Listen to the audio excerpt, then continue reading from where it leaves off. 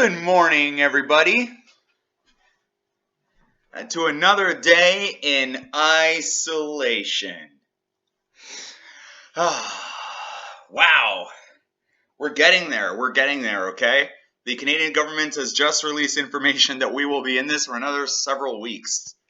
Oh boy, sounds like fun.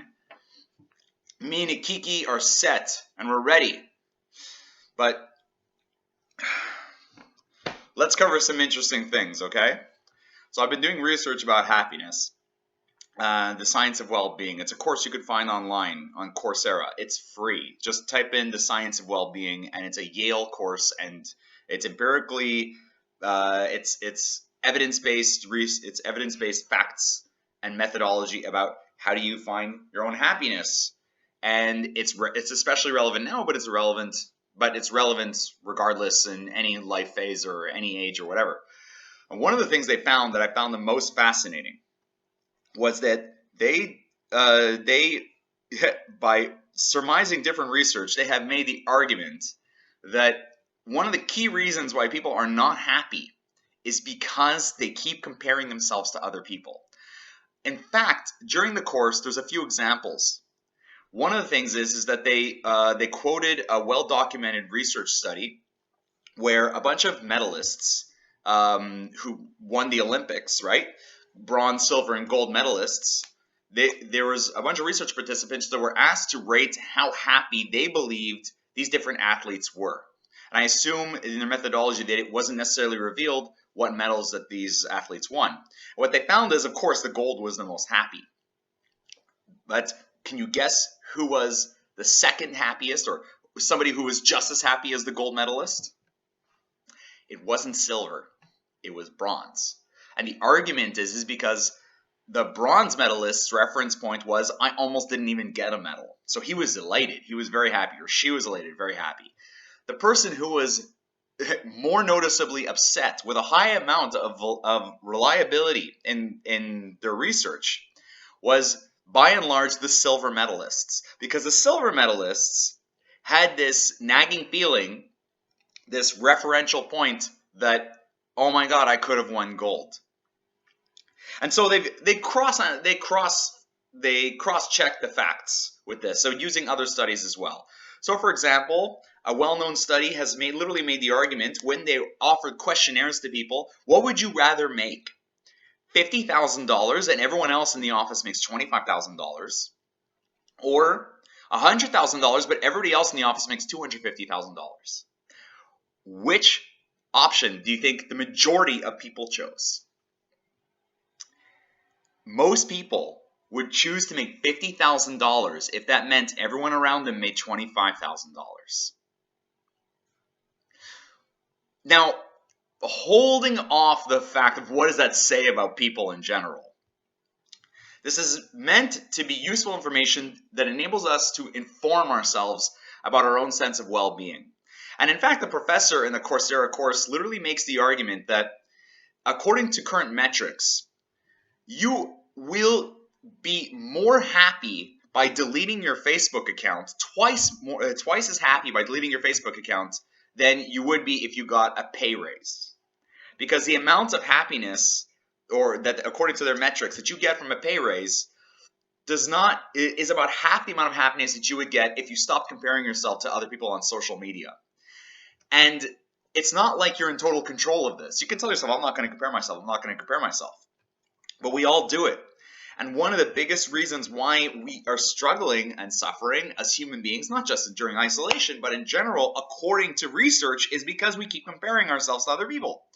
In fact, one of the other research articles that the course discusses is that people that watch too much TV keep thinking they need more money. And it's because the hypothesis is because they keep exposing themselves to the lives of rich, hyper-wealthy, successful, or famous people. So we have a natural trait as human beings to keep up with the Joneses. That's part of who we are. And there's evolutionary reasons why we as people, we as a society function like that.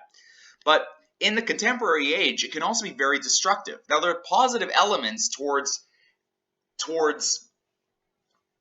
the important towards comparing ourselves to other people. For example, if you're doing a project, like I'm doing a project, I'm making YouTube videos, right? And I'm trying to balance out how much effort I can put into a daily video, and at the same time, I'm doing research into seeing, okay, well, what are successful YouTube channel producers making that are doing, let's say, these short videos like on a regular basis. And so, of course, I feel this like, oh man, they have so many subscribers, they have so many views. Ugh. At the same time, I'm like, okay, well, what are they doing right that got them those subscribers? And so there's a positive element to it. There's an evolutionary element that it gives us the information that helps us have the information that we need in order to make good judgments about how we can become successful like the people that we compare ourselves to. It's a natural thing. But the dark side of it is that we often take things personally and feel inadequate, or we feel like we're not enough, or we feel like things are not as good as they can be. And that is the opposite of gratitude. And so one of the things that we can actually do in order to feel better about ourselves, other than eliminating these constant exposures that compare ourselves materially or career-wise to other people or whatever, is to take moments of gratitude.